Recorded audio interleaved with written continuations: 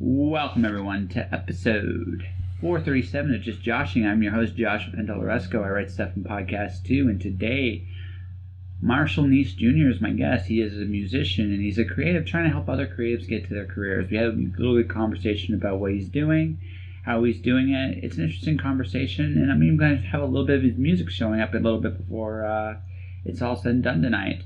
But first, I'm a little nervous. I'm all dressed up a little bit. I got an interview. I hit an interesting point in this last week. I hit not quite rock bottom, but I hit the part of the creative struggle of knowing that I would become a creative as a career is that there would be ups and there would be downs. And right now I'm learning how to deal with the downs. Not a bad thing altogether. Not like the end of the world either. It's just rolling with the punches right now, and it's been an interesting time this last month. I feel like, again, like I'm about to give somewhere, but where that give goes, we'll just wait and see. Yeah. I have a question for the audience. If I were to try a Patreon again, would you support it? Let me know. This episode of Just Joshing is sponsored by Indie Imprint. Indie Imprint supports creators by creators. Whether you are writing a book or creating a video game, Indie Imprint works with its clients to produce, edit, and present their projects to the world. For more information, check out their website at www.indieimprint.com. Okay, so the recorder's officially on. So I always ask this question right off the bat. If you have anything incriminating you'd like to say, make it good.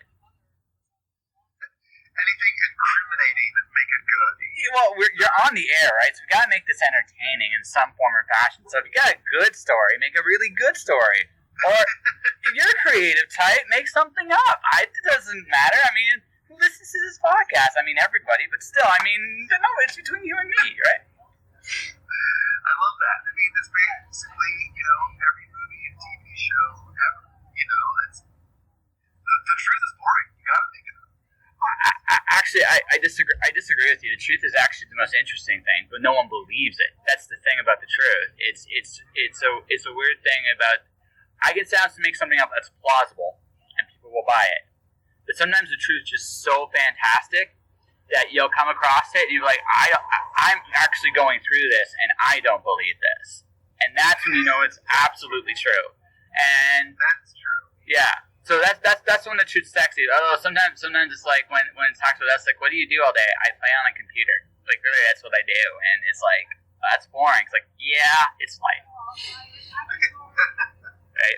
I keep like a note file of just every weird situation or weird conversation I happen to overhear. I've been doing this for years. Okay. Just so that, like, when I'm writing, a screenplay or something like that, I can always look back on real life situations I've heard and seen and be able to pull from that for material.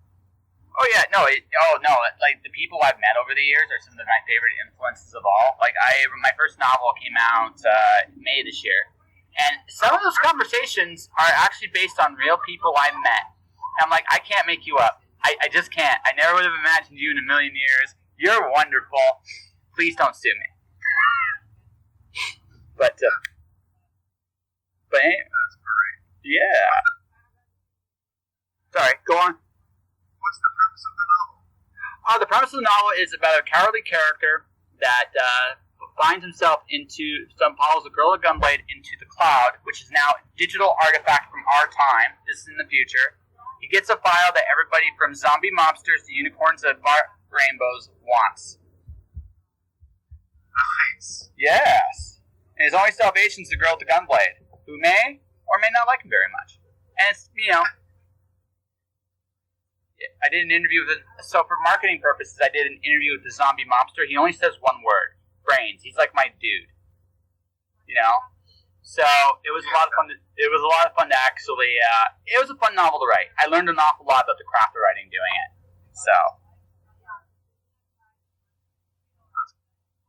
are you there? Yep. Okay, cool. That's great. Yeah, that's me. Like I made the decision this year to go freelancing and kind of just do a creative life. I mean, there are ups and downs. Like right this minute, it's like I said, that freelance thing of going between checks sucks because you don't know when your next one comes. But on the same token, it's like, I don't think I'm cut out to work for people anymore. So. I don't think you're alone in that. I think, given the crazy situation we're in, more and more people are kind of, really looking to the lives of, like, do I want to keep working for somebody else, or is this the right time for me to venture out and do the things that I've been talking about, for most of us for a while. Like, I remember when I first left the corporate world, it wasn't on a whim. It was something I've been thinking about, dreaming about for quite a while before I finally pulled the trigger. Well, I think what happens with us, and something I realized was, okay, you get used to the paycheck, but when you sit there and think about what that paycheck, like, what are you actually doing? And it's like, well, you are investing your time for far less than what you're actually worth. And I realized that in my case specifically, I could have been very comfortable in this time. Like, I really could have been. But it was like, if I don't make a change now, will I ever make a change? If not now, when? And if it doesn't work out, I can get a job just like what I had, right? I have the resume for it. It will always be there for me to grab, but at least I tried, Yep. I totally get that. Yeah. Right. I think we all have that breaking point in our lives where it's like, well, who can we be? Who can we become? And the only way to do that is to go out on a limb. And you know what? If I get my ass kicked during this time, so what? I mean, everybody is, right? Well, it's the truth, right? I mean, if I literally have nothing to lose. That's how I look at it. So if it doesn't work out, all right, it doesn't work out. If it does work out, I never go back to doing something I couldn't stand anyway. It's a win-win. It's a win-win. Yep. Right? So it's a strange win-win, but it's a win-win. Right? Right? So what did you do before, like, when you decided to go on your own path, what did you do before, and when was your breaking point? Because we all have it. I was a lawyer. I was a lawyer for 7 years before venturing into the wild waters of, whatever form of entrepreneurship floats your boat, which for me at the time was an idea. This is like 2010, 2011, and it's when Zynga was, doing so well with Cityville and Farmville and those crazy games. And I had an idea to make a game like that, but instead of making something fake like a farm, we would make real music. And so I got kind of consumed with that idea. But the breaking point was feeling like I'd built a life that society / my parents, which was one of, security and working for a great company and making a good living, engaged to a great woman, living in a great house, and there was nothing wrong with any of those things in and of themselves. They weren't right for me. And the longer I lived in this world that was not me, the more depressed I got. And eventually, we always live in this kind of balance of pain versus pleasure, or pain of what we know versus, the perceived pain of what we don't know. And typically, the perceived pain of failing at whatever the thing we're going to jump to typically outweighs the pain of whatever we're feeling in the moment. But there's a point where that flips. And it's so painful to stay in your current life that no matter what the worst case scenario would be on the other side, that's better. Yeah, I totally get that. So we basically decided then at that point to. So what are you doing now? And what change? Are you still doing what you started, or has it evolved into something else? No, man, I've been through so many evolutions, and that company, I ran that company for about 4 years, close to 5, and then I transitioned into music. So music has always been kind of my first artistic love, but I never pursued it professionally. And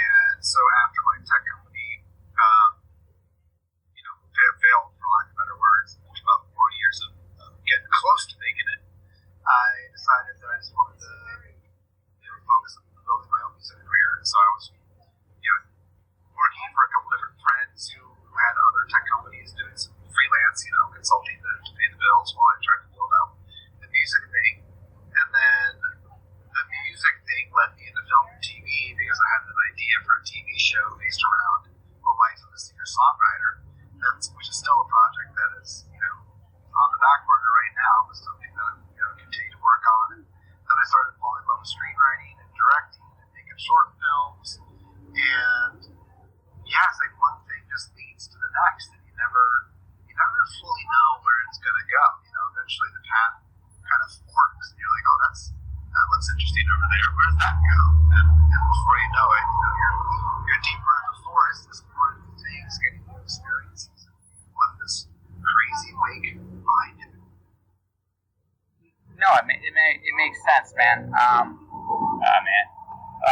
It makes sense. Like you kind of hit a point in your life where well, actually, just the one thing I've learned about life is when you do something different, whatever that different actually is, right? Whatever that difference actually is, it leads to other things. Like, okay, for example, I just did an audiobook, right? It taught me an awful lot about sound editing, just doing this, right? Because I had to go into a deeper level of it with that than I would with my podcast. With all due respect to my podcast, you can get away with a slightly less level of quality with that. But I realized like it made me a better sound engineer. So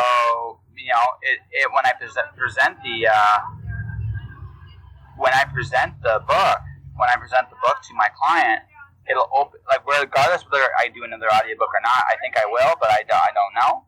It will lead. It adds something to my resume. I can build a project from start to finish on a digital level that I never done before. And who knows where that leads? That might lead to me being behind a switchboard of a radio station. It could lead to, obviously me doing more audio projects of various kinds, whether it's music or something else. Who knows? Yep. Yeah. And kind of your point there of by doing this, I became a better sound engineer. I had this kind of realization literally just the other day, like not even a week ago, where I was really just kind of burdened by my to-do list and feeling like, I just could get kind of hamster wheel-ish from time to time. Oh, yeah. And I was looking at different productivity methodologies, and I felt like there was something lacking because nothing was tying the tasks or the actions back to your identity. And so I just sat down and made a list of all my identities. Like, what am I? Like, I'm a boyfriend. I'm a son. I'm a dog father. I'm a homeowner. I'm a writer. I'm a performer. I'm an entrepreneur. I'm an athlete. Et cetera, et cetera, et cetera. It's kind of like all these different roles that we all have in our life. And rather than looking at things like areas of my life, which I feel like has just some type of detachment to it, I was looking at things from I am this. And then from there, you can tie that back to your to-do list. Just like you said, like, I'm uploading chapters of this. By doing that, I am becoming a better, audiobook creator, or whatever terminology you put on it. When I clean the house, I'm becoming a better homeowner. Rather than just, oh man, I've got to clean the house. You know what I'm saying? Yeah. Well, everything you do leads somewhere, and that's what I've learned in life is that I find. But I have an interesting thought. Maybe let's see what you think about this. I don't think we fear failure. I think actually we fear success initially, because when we've all been knocked on our butts on falling off the bicycle. We've all had been knocked on our butts, slipping on the ice rink. We always like to fail. Most of us have got lots of experience at that, right? Even the most successful people at that. I mean, one of the biggest skills is that they are very good at failure. They didn't know how to fail. But success requires expectations. Success requires an ability to live up to your own potential, to actually have the ability to surpass what you already are and become something more. I think success is actually far scarier to more people than failure. I definitely resonate with that. I think there's comfort in failure because you know what life there looks like, whereas you don't know when something becomes successful, it begins to demand some level of consistency, which requires some amount of space in your life, and it's I for one can relate to that because I feel like I'm worried that if I become successful in this, then I'm going to have to blank every day, and I don't know if I want to blank every day. I love the idea of some of the moments that come along with that, like when I took a long hard look at music, I kind of kept going and kept trying to get to the next level of success, having gotten a decent amount, but that looked like being on the road almost every single day, and basically never being home because this is before COVID. But looking at that life and saying, I know if I want to be successful in this, because if I am, I'm going to have to start doing a lot of things that I don't really want my life to look like. Well, yeah, and we all have to make those. We all have to make those decisions. I mean, sometimes, like my dad has his own business. There are definitely things he could do to make more money, right? But that would require him to do stuff like he's happy with by and large, where he is. So that does. I mean, you have to. I mean, it's a really interesting balance. You have to always, on some level, seek growth. If you don't, you shrink. That's just how the life works. But at the same time, right? You also have to make the decisions for you, like what is worth your effort. And that's a very, very tricky thing for a lot of people to figure out, right? Trying stuff's good, but then you're like, okay, do I want to do this going forward? Do I want to do something else going forward? And it's okay to pivot. I mean, we all have that freedom to do that, but it's a really, really tricky balance between, okay, am I pivoting because it's mentally healthy for me to do that, or am I pivoting because I'm kind of scared of where this will lead? And it's a really interesting dynamic, I think. Yeah. What have you done to help you make that decision wisely? I realize, well, for me personally, I consider myself, this is my brand. If I were to narrow it down to one sentence, it would be this: I'm a storyteller who loves stories, telling them and listening to them. That's who I am, and that's been who I am for the last few years. My podcast has been a big part of the letting other people tell their stories. And the audiobook thing is actually an extension of that in one real sense, because now I'm actually legitimately telling someone else's story, which is kind of a really cool, it's a really interesting it's a creative engineering challenge. And it's kind of cool. But as a writer, I mean, I want to be a sci-fi novelist and I want to be a poet. I kind of want to dabble, I want to be one of those writers that kind of can write anything they kind of want to, which is challenging in terms of brand, because you're looking at it from okay, niches are really important. So for now, I'm starting in science fiction, young adult. That's kind of what I want to do there. And if it grows out into I do that historical zombie apocalypse romance I've always wanted to do, we'll get there. If we don't, that's fine too. But I just want, for me, the decision is, okay, first thing I ask myself is, and maybe this is the wrong way of doing this, is this going to be fun? Regardless of anything else, is it going to be fun? The second thing I ask myself is, okay, what am I willing to do to get better? Because you always have to get better at whatever you choose to do.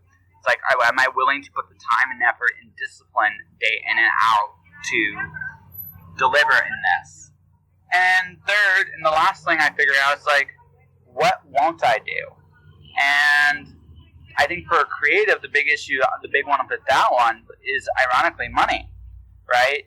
The temptation we have is to give what we have away. And I feel okay, one of the things I measure everything now in is time, not necessarily money, but time. How much time is this audiobook took me altogether about 60 hours to do, right? That's what it took, about 60 hours of my life. So I might be generous because this was my first time. I figured out how to cut that down for the next assignment. But I'm also looking at it from this perspective too. Because I learned that expertise to cut that down, right, my rate is going to be a lot higher next time because of what I've learned this time. Right. It's my way of also filtering out people that are serious versus people that think they're serious. And that's kind of how those are basically the three things. Is it fun? Does it fit kind of how I see myself as? And am I willing to put the effort in to get better at this? Does that? I love that one. Yeah. Does that make sense? Yeah, that makes perfect sense. Yeah. So now, will it all magically work out? I have no idea, but I don't really have much. I can only control my effort. I don't necessarily have much control on the results and how it's received into the world. So what I worry about is, did I put the best effort I possibly could? And you know what? And sometimes it may not be good enough to get the job done. I have to accept that too. And that's a hard lesson for a lot of people to learn. But at the same time, right? That's life. Life is it's one way. It's a very fair teacher. Either it is or it is not. That's it. Yep. Yeah. I agree, and it's. I try to think about things from the perspective of, did this work or did this not work? And like, was this good or was it a bad job? Like that's immaterial. Like it's not even worth trying to create whatever judgment, subjectively you're putting on it. What matters is, what was your goal? Did it work or not? If you released a song, how many? Hello? If you do? Got it. Yeah, can you hear me? I hear it. Just repeat what you just said in the last part there. Yeah. If I release a song and my goal is for 1,000 people to listen to it, then I can track that and can figure out again what's in my control, and is what I'm doing working? Is it getting me to the goal or not? If it's not, then I need to try to think of something else. And at some point in time, you either hit your goal or you exhaust your idea of the chance to try to get there. And then, well, that didn't work. That's okay. Like it doesn't mean I did a good job or a bad job. It's just more fuel for the fire. You understand better what works. Well, yeah, and like I said, the cool thing about failure, and this thing I learned about failure, is there's really no failure. And what I mean by that is, as long as you do something, it doesn't work out the way you imagine it, that's totally fine. Sometimes these things you're doing now do lead to other doors opening later. It's a really strange world in the sense that everything we do, it seems like, is like, this is one of those things that truth is stranger than fiction things. Everything you seem to do, I find when you do it you're younger, it kind of evolves as you're older. The things they're the building blocks to where you go from there. And I find that, so okay, say for the argument's sake, I don't get another audiobook client for that, just for an argument. That it never works out the way I want it to. Nobody wants to work with me ever again. Okay, this is still going to be something I've done. And what'll happen is somewhere along the line down the road, a few years down the road, it's like, holy shit, you did that? Alright? It's like, yeah, I did. Cool, can you do this? And it might be, like I said, you never know where anything leads. I remember, so here's a fun story.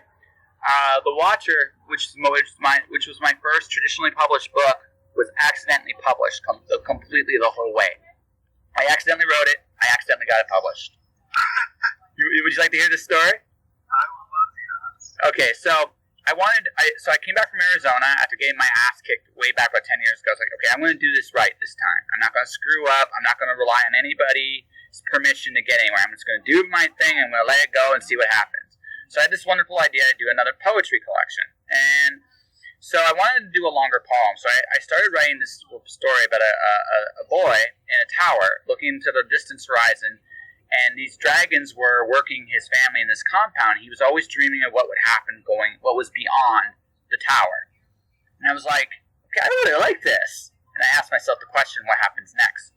So I did. I wrote what happened next. He killed his dragon master and went into the wilderness. Okay, I gotta know what happens next now because so his first night alone is probably one of my favorite things I've ever written. Because it's a very real, raw look at being alone in the night. And it's just like, okay, this is okay. I gotta follow this up. So I did this again. I wrote 4, and I wrote 5, and then after I got to 6, like, okay, this is my poetry collection. This is my story. I don't care. So I wrote the story out, and I'm like, okay, this is cool. Now what do I do with it? So I go to a comic book shop, being the comic book guy that I am, and I see somebody that I used to work at a Kinko's with. Like I said, life, truth being stranger than fiction. Everything leads somewhere. She did this comic called Fight Comics, and I looked her up, and one of the best decisions I ever made was working with Florence Chan. She's one of the most professional people I've ever worked with. And she did a cover, she did a couple illustrations. I'm like, okay, so I got this, so what am I going to do with it? So I'm going to publish this on Smashwords, and then I'm going to print copies to sell at shows. So I put it on Smashwords. First person that buys it goes, hey, this is pretty good. What are you going to do with it? Like what I just told you. And he goes, well, I just signed a deal with Ingram. I'm starting a publishing company. I'll publish it. And that's how you accidentally get published. Yeah. And this ties everything in I just said earlier, because truth is stranger than fiction. I never would have imagined that would happen. No one imagines that happening. All right, number one. Number two, I worked with her at Kinko's years ago. Just worked with her. It never would have occurred to me to look up her work in comics if I hadn't seen her name when I worked, because I worked with her at Kinko's. Like, it's cool to see what she's done. And then I hired her, and so everything I did way back in the past kind of led to where it went to the present.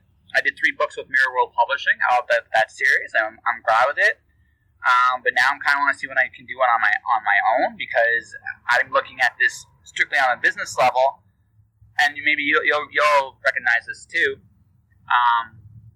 Working on your own, working for a label or a publisher, although there are some that are definitely prestigious, there's definitely a question today of what they offer that you can't get on your own. And that's something that's becoming more and more a thing in the creative world. I don't know how it looks like at your end.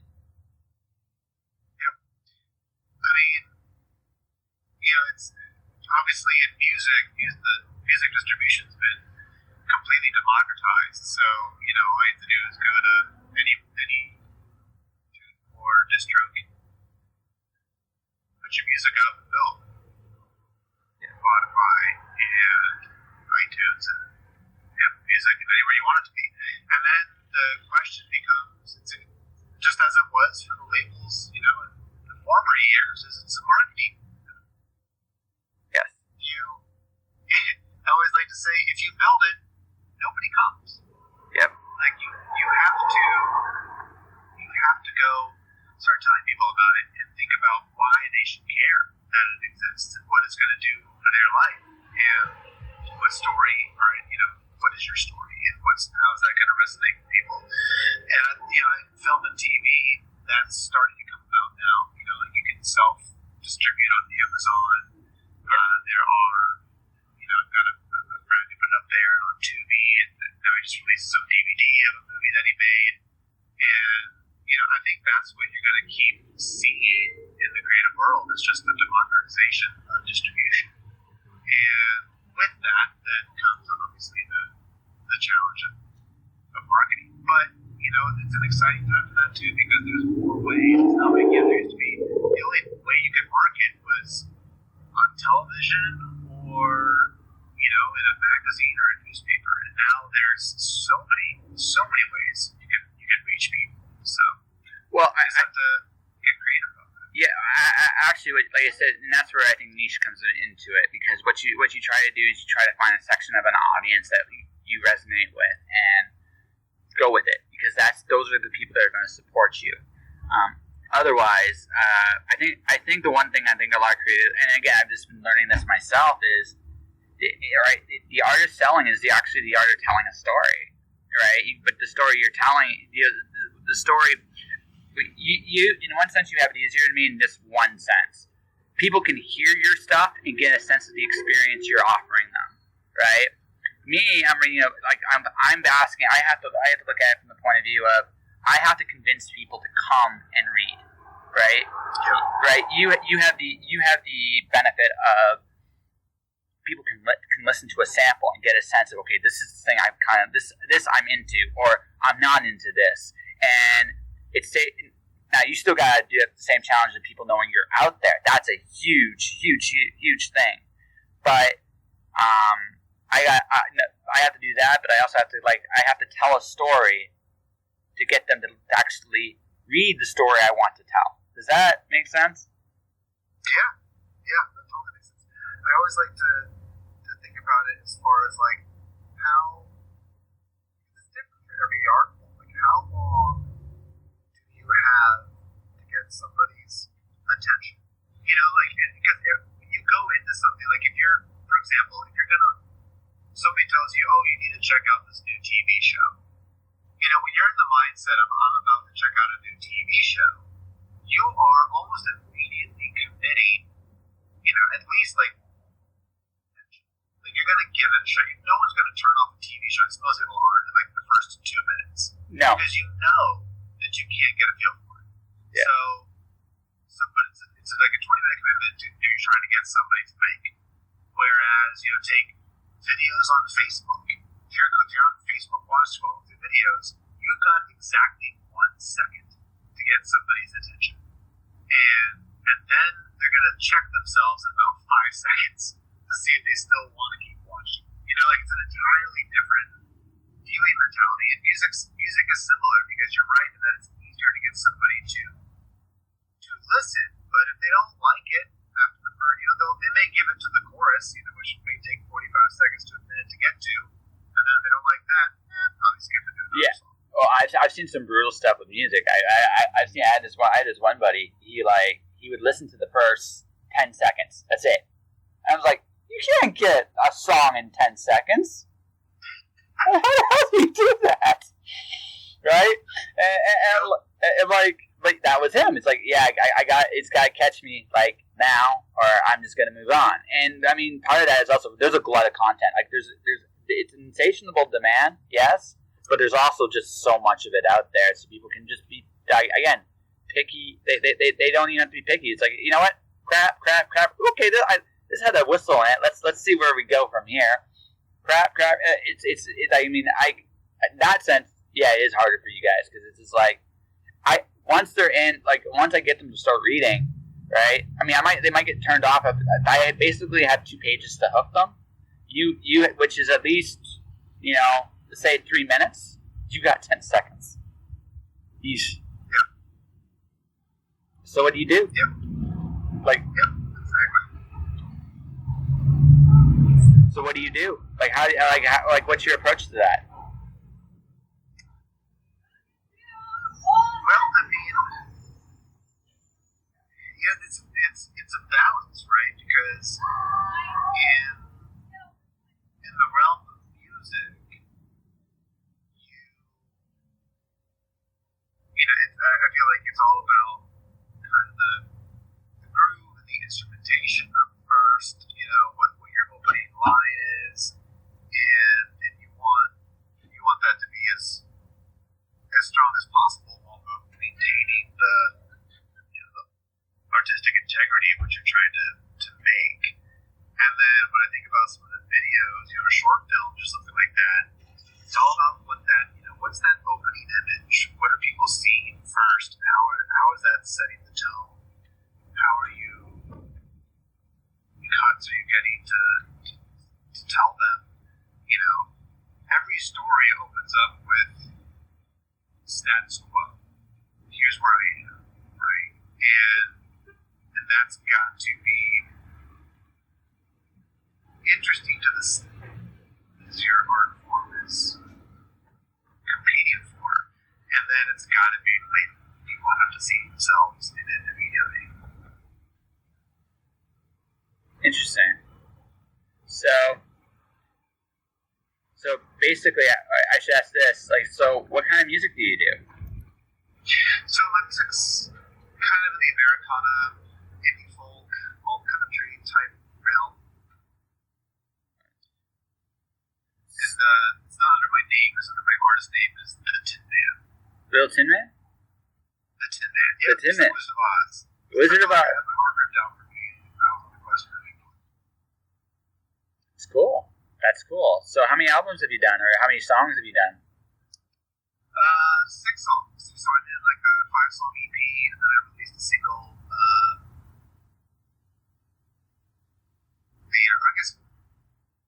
but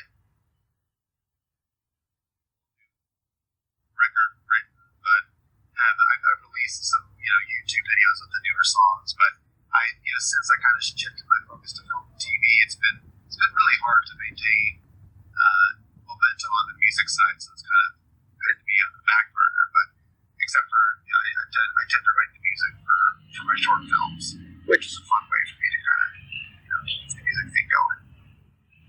So, actually, I mean, score music is actually super important for the storytelling of whatever film you're doing. I mean, it's one of those things where it's like, it's nice to have. I mean, it's not an absolute necessity depending on the kind of film you're doing, but the thing is, it adds tone. It creates a tone the audience may not consciously pick up on, but you're like, yeah, I'm taking you on this ride, and you're going to enjoy it.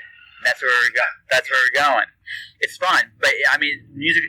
Instead of the music being the sole point of the art form, music in that format is a tool to tell the story you're telling. Am I right on that, or? Yes. There can be, if it's a music-based movie, which some of the things I write are definitely take place in the music world, then I think it can serve both purposes. It can be both, atmosphere for the film, but also be it a song in and of itself. And then there are times in movies where all you need is kind of like a music bed that creates an emotion, or fuels an emotion. But then there's other times where you want a song, like a very specific song, supervisors for mood, or songs from big name artists, and again, it's an emotional tie-in because you hear the song, it takes you to a certain place, but also take the storytelling in an even stronger direction.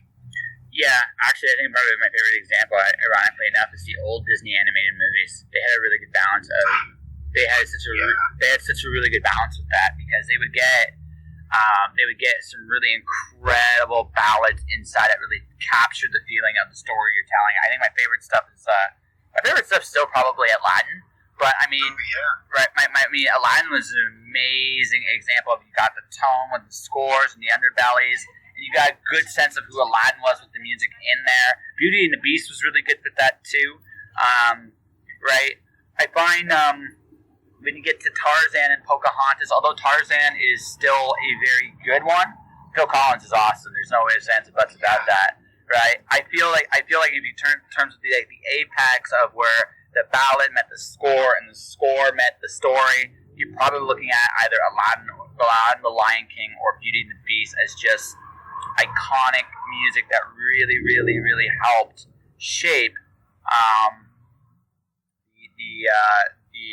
the film. I mean, Jaws has a class. I mean, such a simple da na na na na na.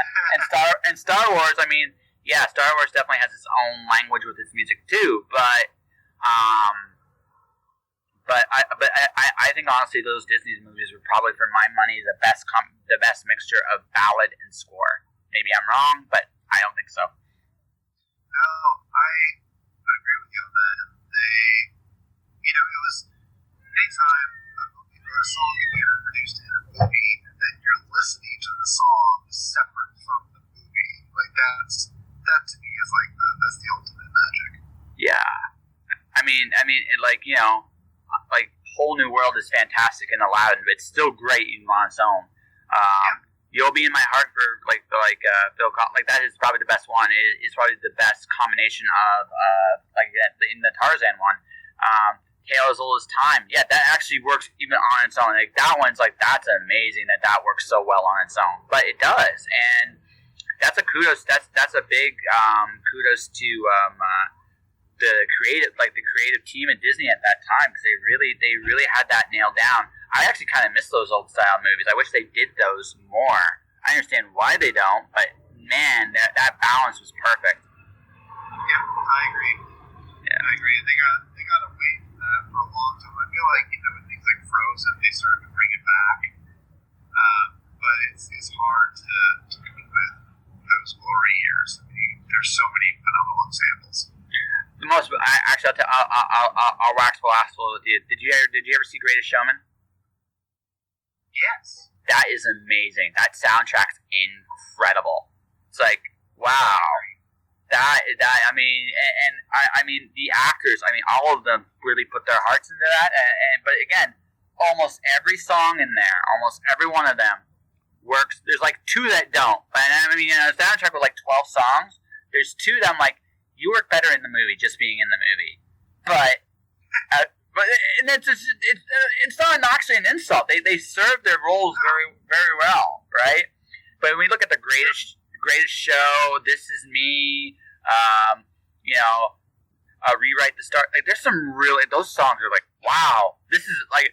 When I remember watching that movie, it was like, okay, wow, this soundtrack is like carrying this. Holy crap, is this good? It's like, how? But I mean, that's a credit to filmmaking. That's a credit to the musical direction as well. I mean, it was just.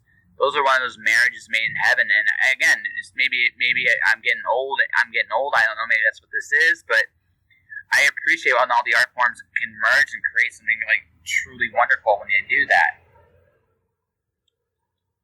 Great. I think there's something really special because it is. It's kind of like the ultimate trifecta. It's the writing plus the music plus the visuals. And when those three come together. What can't be understated as well is also the actors and actresses. They do bring their own they bring their own creative flair to it too. Like, honestly, making a television show, a short film, or even a movie is actually a good one is a miracle because it takes the right people at the right place at the right time with the same vision and the same goal to make that happen. And that's just hard to do. That is just very, very hard to do. So when we see something really good, like really, really, really, really good, I mean, the work will never be told just how much the stars literally had to align to make that work. Yeah, it's a great point. Yeah, it's a really great point. Yeah. So, what are your film goals? You're going to be the next Christopher Nolan? Do you have what is the story? What do you want to do in the film industry? What do you want to accomplish? Yeah, I do. I would love to reach that level. And my ultimate, I guess, my current kind of ultimate dream is to,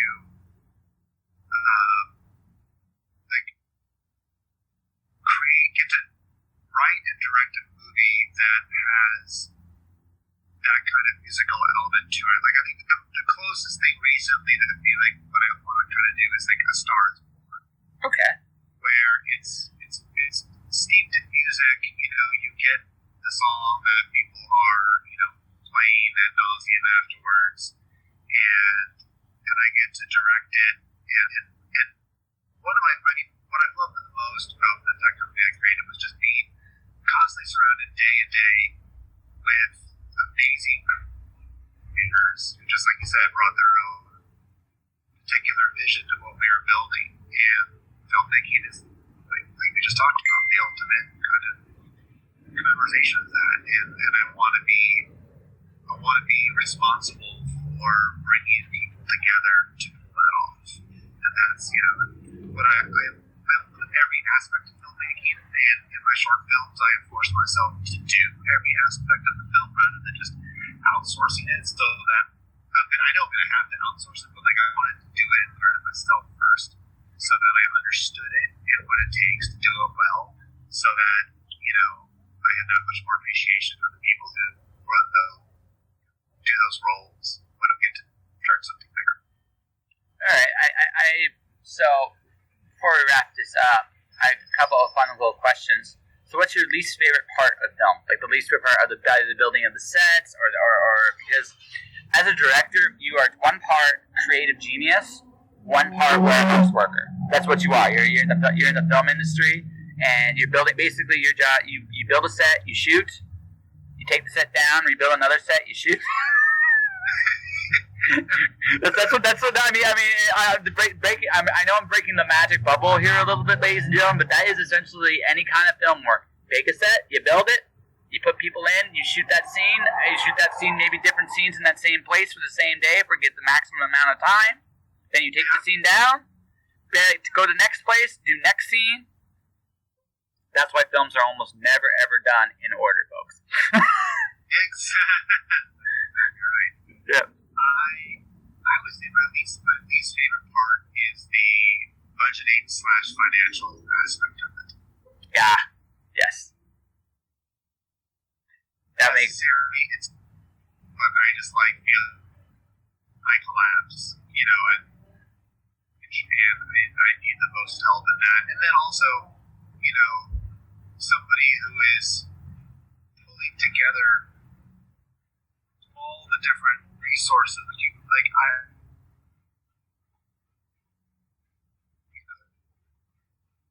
is kind of making sure everything is happening to be happening. Everybody knows where they need to be, where they are, and because the more, like you said, as a director, you're kind of balancing that artist brain and logistics brain, and if the scale tips too much to the logistics side, then it can be too hard to shift back to the artistic side. Yeah, and vice versa. The artistic side, full artistic side is like, hey, listen, this is fantastic, but this movie is never going to make any money now. And exactly. Right, and the logistics go, and you knew budget is actually, believe it or not, a great creative challenge for artists, because honestly, working within a budget can create some better creative results sometimes. It's true. Right. But at the same token, it's like, listen, I'm giving you guys all paper plates because we can't afford and we can't afford food today. Or so here's a paper plate and a rice cake. When you get to that point in your logistics, you probably should not be doing film. You're like, you know what? You're a tax man or a banker, not a film guy. It's like, you're gonna spend money. I mean, you have to. It's the film business, but you gotta spend it wisely. And that's a very, for an artist, that can be a very, very challenging thing. It's like, hey, money just grows on trees, right? Well, sure, somewhere over the rainbow. I don't know. This money thing's tough sometimes. What can I say? It can be a tricky one. Yeah, no doubt about it. Yeah. So if someone were to find a short film of yours that you would be proud to show to the world, what would it be right now? Yeah.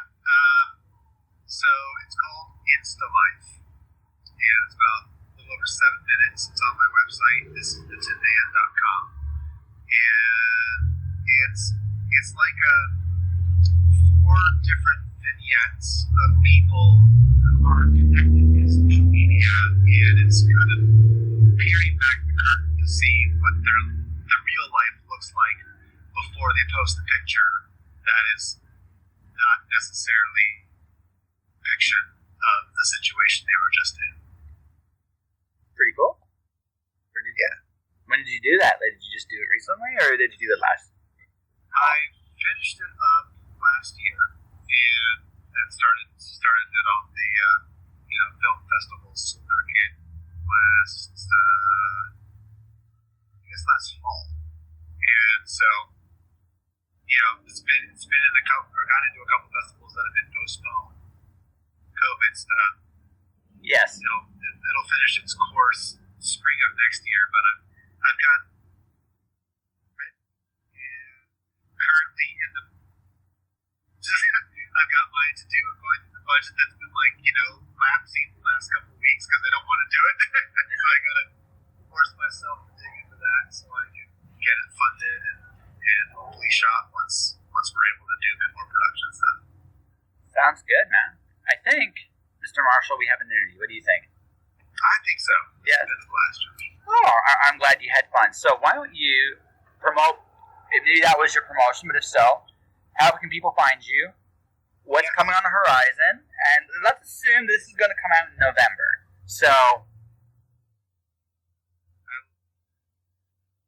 find me 2 key places. The first is This Is the Tin Man. That's both the website and the Instagram, where you'll find all the things. You'll find all my creative work, my creative ventures. But as Josh knows, I also have a company called Spartan, where you guys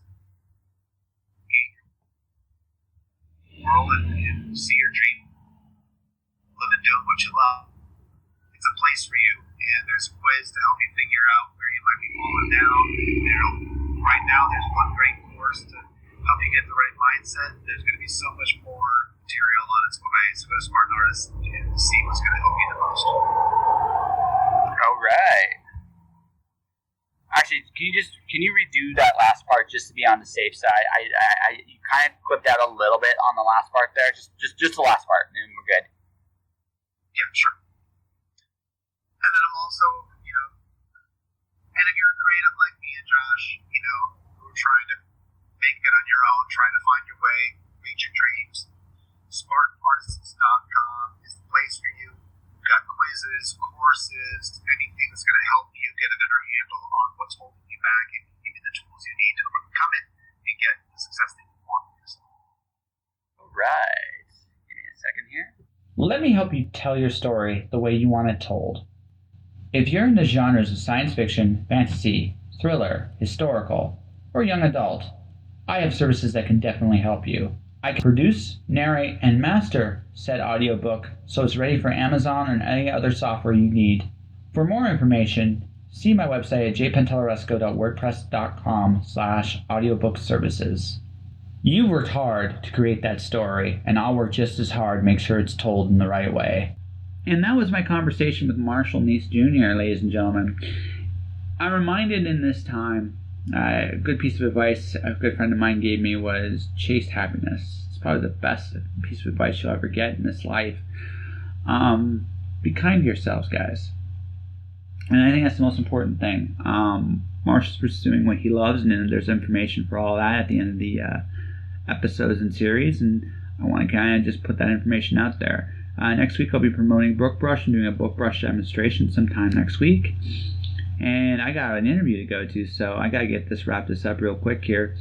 So, without further ado, thank you for listening to this episode of Just Joshing. If you want to support the podcast, you can do so in a number of different ways. Subscribe to it. I'm on iTunes, Google Play, Spotify, Stitcher, Deezer, Audible, you name it, I'm part of the show, number one. Number two, buy my books, The Watcher, Storm Dancer, Wandering God through Mirror World Books. Also, The Cloud Diver and Alice Zero through Amazon.com. Definitely go in there, click on the links below, buy a book. $5 will get you my books. Definitely do that. My next book, hopefully I'll be able to announce in about literally a week from today. Let's see, what else can I do? My YouTube channel is Joshua Penteloresco. My Twitter and Instagram is at jpenteloresco. My audiobook services, I think I'm going to be going more towards a narration-based service. It's available now if you want me to narrate your book. You can build your audiobook from scratch. I can do that. More and more, guys, stay inspired. Chase your happiness.